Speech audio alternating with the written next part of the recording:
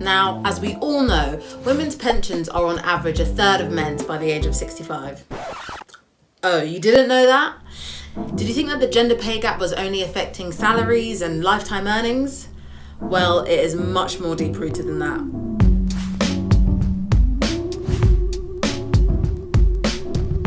Welcome back to Ade Asks, the show where we look at the world around us and we ask the questions that really matter. So maybe you've heard the word pension before. Maybe you know it's about saving for retirement.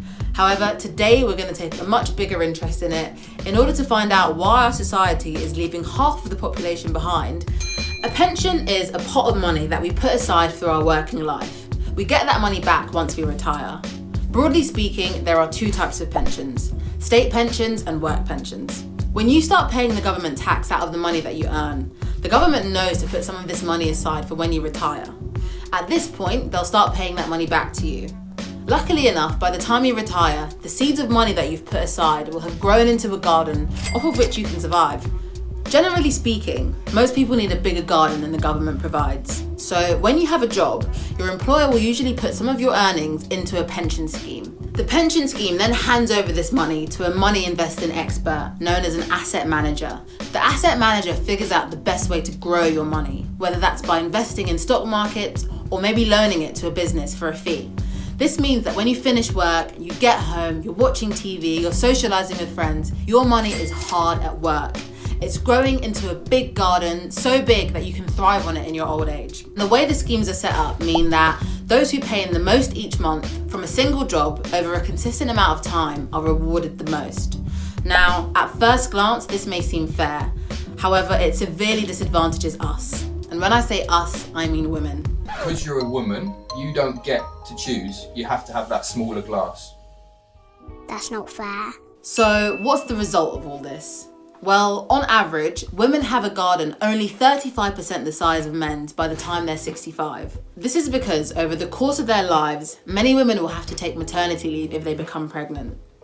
Moreover, society still expects women to take a career break or work part-time during the early years of their children's lives. This means that less women are meeting the minimum earnings threshold required to pay into these pension schemes. It also means that more women are missing out on opportunities for a promotion and they're earning lower salaries than men. Work pension schemes are undeniably a great way for us to save for retirement. You don't get taxed on that money and it's also placed in the hands of experts.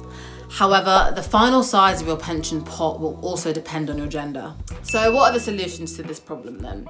Well, firstly, companies and the government should be subsidising childcare. In the current system, childcare is really expensive.